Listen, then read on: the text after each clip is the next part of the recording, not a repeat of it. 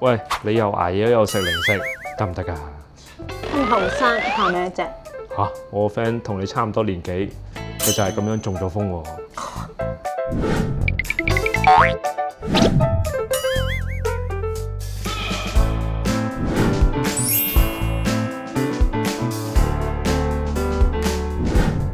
唔係大年紀先會中風嘅咩？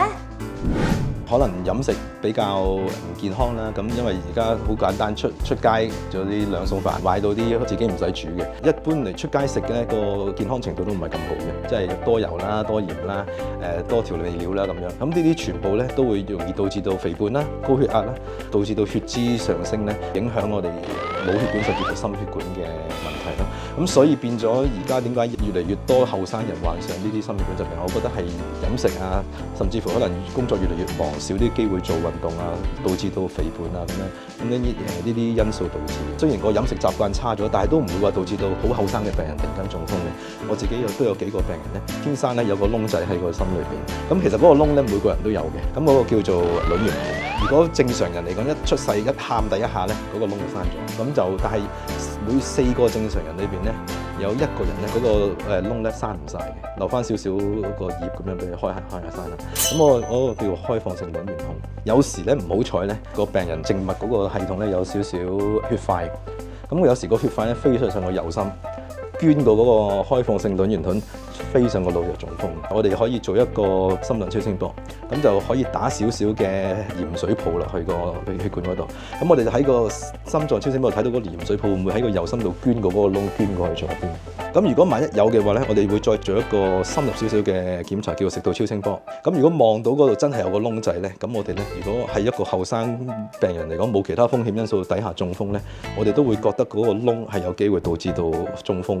咁我哋就會做一個微創手術，擺把贊去封咗個位。如果冇呢個情況，但係好後生中風咧，個病人會唔會有啲自主嘅免疫系統疾病啊？甚至乎佢啲血液有啲疾病係令到佢容易啲凝固咁樣咧？咁我哋都會諗呢啲情況嘅。咁中風有咩症狀咧？好常見嘅病徵就係一邊身突然間弱咗啊，冇力啊，甚至乎唔喐得啊，麻痹啊嚇，影響個腦部嘅地方係高層次少少嘅中腦啊，或者腦幹嗰啲位置咧，咁可能講嘢有啲唔清楚啊，嘹脷啊，甚至乎面又有邊唔喐得啊，可能睇嘢有啲蝶視咁啊，咁同埋可能天旋地轉暈咁樣啊，甚至乎突然間休克都會。咁如果萬一真係有呢啲咁嘅病徵咧，就要係即刻及時打999，因為我哋好快咁樣診斷咗中風嘅情況，可能到血管突然間急性堵塞咧，我哋係有啲導管嘅手術係可以幫到個病人，甚至乎有啲藥可以打落去個病人個身體裏邊溶解嗰個血塊咧，咁啊好快可以幫個病人得翻。嚇！咁如果唔小心中風，咁應該點做啊？風險因素就係3高啦，高血壓、高膽固醇、高血糖、肥胖、唔做運動、吸煙。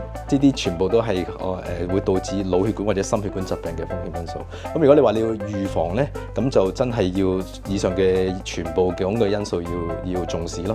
一般嚟講，過咗50歲，我都會建議啲病人自己買部血壓機計翻去自己間唔中 check 下個血壓嘅。咩為止高就係長期高過140，上壓下90咁樣。如果膽固醇高咧，治療佢咧大大會減少中風嘅風險或者冠心病嘅風險。有好多人原來有糖尿病自己唔知嘅，原來個血糖可以高得好緊要。冇病徵都得嘅，咁如果有呢個情況，盡快醫咧，又係會大大減少中風嘅風險。如果有食煙嘅人士，一定要戒煙。另外要講嘅咧就係原來咧有一種心律不正咧係會導致中風嘅，叫心房顫動。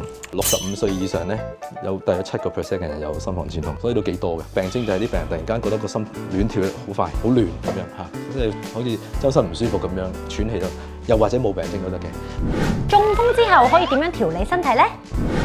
將所有風險因素降到最低，即係頭先講嗰3高，要控制得最好。戒煙，做到多啲運動啊，去減磅咧，就會幫到個情況。有啲病人雖然話去到醫院，但可能中風嘅時間比較長，譬如可能已經過咗12個鐘，甚至乎24個鐘咧，就算得到適當嘅治療咧，佢可能啲手腳都冇力，甚至唔喐得。咁嗰啲就難少少做運動嘅。咁嗰啲真係要靠揾物理治療師啊、職業治療師咧去幫佢復康。如果大家都想知多啲醫學小知識，睇完片之後就一定要 like、share、comment 同 subscribe 我哋啊，撳埋個鐘仔，下次出片就會通知大家。